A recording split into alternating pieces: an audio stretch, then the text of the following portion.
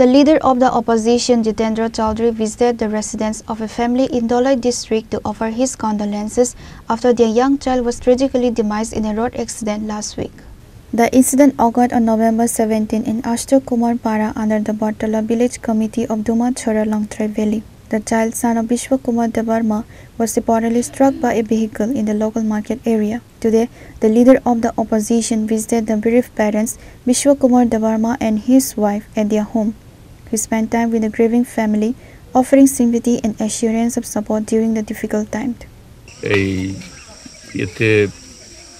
এই যে দুমাছড়া কুতুইসা এলাকার অষ্টকুমার রাজা পাড়াতে গত 17 তারিখে একটা 3.5 বছরের শিশু একটা গাড়ির দুর্ঘটনায় মর্মান্তিকভাবে মৃত্যু হয়েছে।